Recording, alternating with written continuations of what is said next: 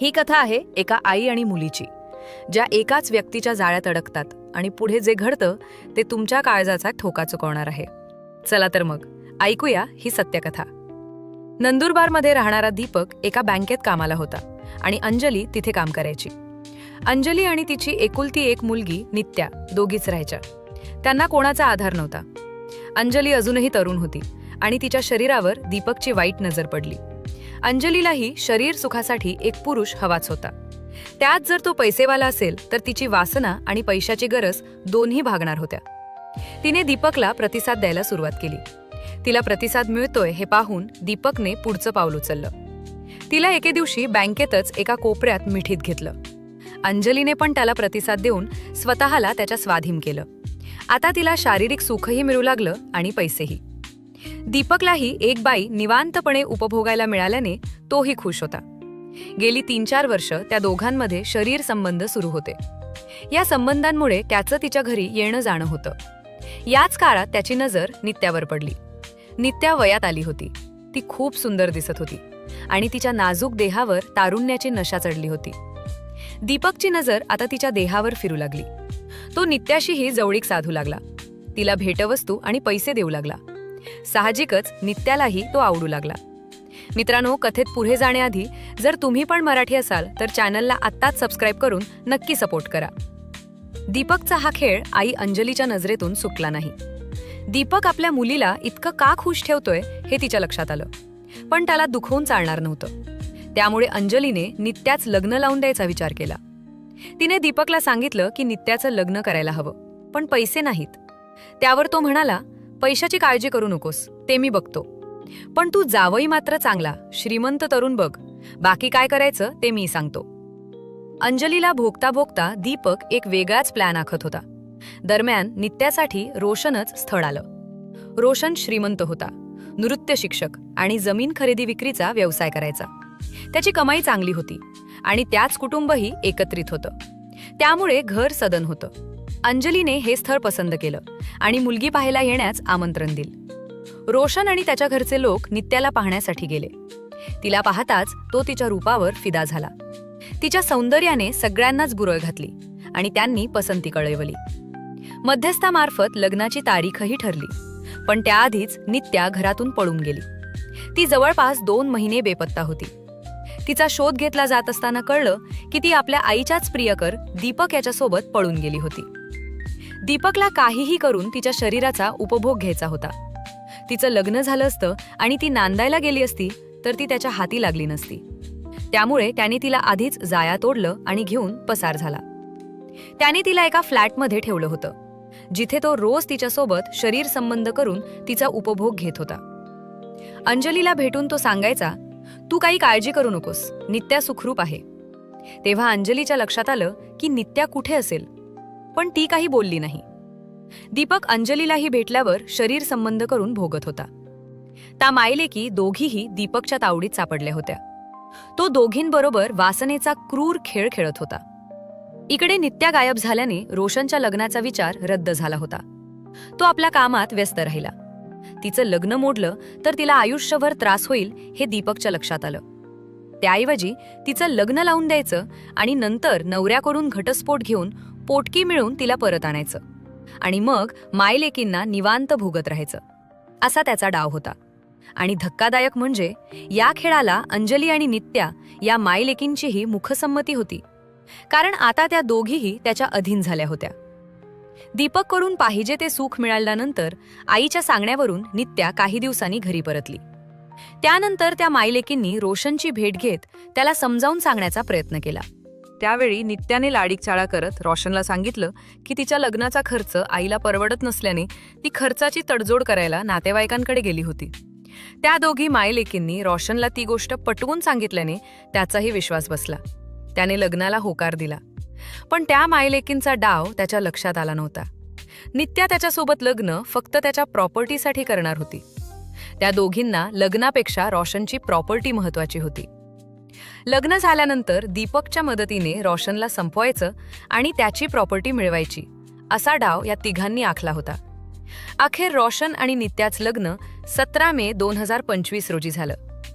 नित्याच लग्न रोशनशी झालं असलं तरी तिचे शारीरिक संबंध आईचा प्रियकर दीपक याच्याबरोबर सुरू होते.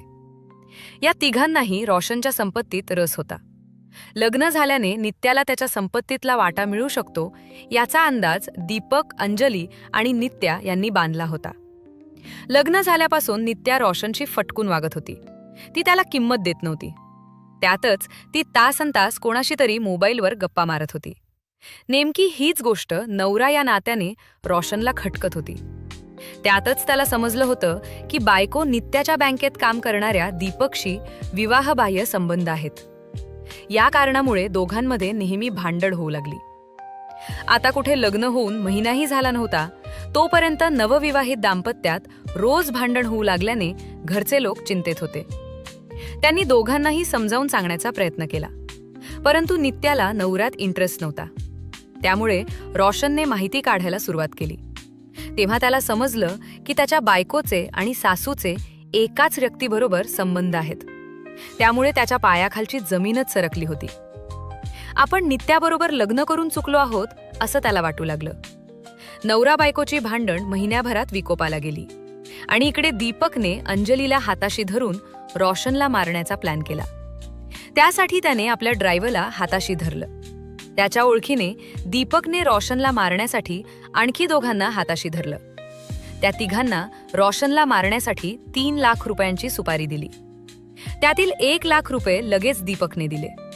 काम झाल्यानंतर 2 लाख रुपये देण्याचं ठरलं. रोशनला मारण्याची सुपारी दिल्याने अंजली आणि नित्या या दोघींना माहीत झालं. त्या दोघीही या कटात सामील झाल्या. मंगळवार 17 जून 2025 रोजी रोशन हा रायपूर येथे कामानिमित्त गेला. त्याचवेळी त्याच्या मोबाईलवर कोणाचा तरी फोन आला. फोन केलेल्या व्यक्तीनं त्याला सांगितलं की रायपूरमधील अंबिकापूर येथील जमिनीची मोजणी करायची आहे. त्यावेळी रोशनने "मी येतो" असं सांगितलं. तो फोन केलेल्या व्यक्तीने सांगितलेल्या पत्त्यावर पोहोचला तेव्हा त्याच्या कारमध्ये 3 जण येऊन बसले. रोशन त्यांना घेऊन अंबिकापूर येथे जाऊ लागला. बोलता बोलता त्या तिघांनी त्याच्याशी भांडण सुरू केलं. तोही त्या तिघांशी वाद घालत होता. अखेर त्या तिघांनी वाटेत निर्मनुष्य ठिकाण पाहून त्याला कार थांबवायला सांगितलं. त्याने कार थांबवताच त्यांनी कारमध्ये त्याच्यावर हल्ला केला. त्याच्या गळ्यावर चाकू फिरवला. त्याचा गळा चिरल्याने मोठ्या प्रमाणात रक्तस्राव होऊन त्याचा कारमध्येच मृत्यू झाला. त्याची हत्या केल्यानंतर त्यांनी त्याच कारमधून मृतदेह जवळील नदीत नेऊन टाकला.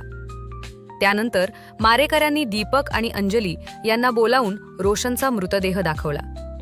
रोशनला मारल्याची खात्री पटताच त्या मारेकऱ्यांनी 2 लाख रुपये घेतले आणि त्यानंतर घटनास्थळावरून ती कार घेऊन मारेकरी निघून गेले.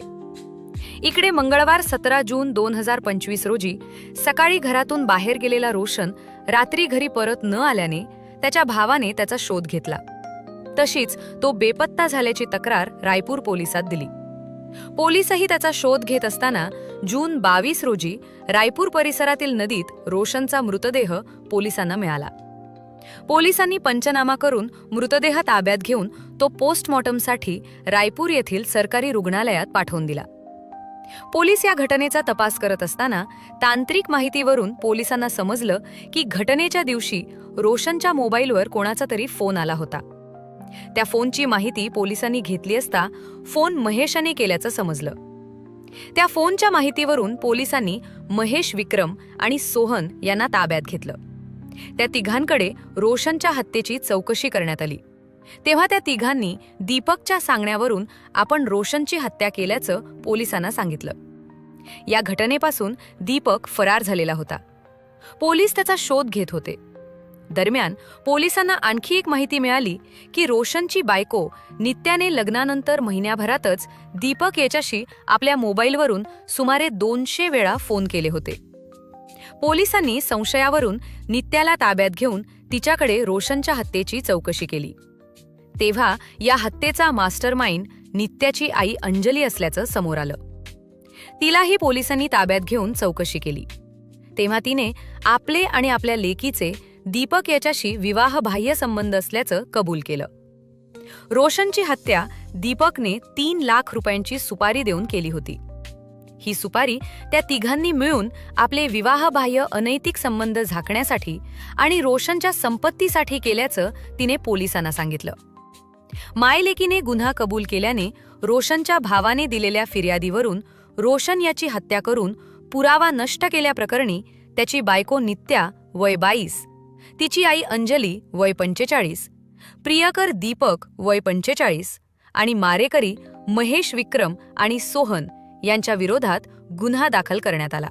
खरंच वासनेचा आणि लोभाचा अंत किती भयंकर असू शकतो हे या घटनेतून सिद्ध होतं. या घटनेबद्दल तुमचं काय मत आहे? कमेंट्स मध्ये नक्की कळवा. आणि अशाच क्राईम स्टोरीज ऐकण्यासाठी आपल्या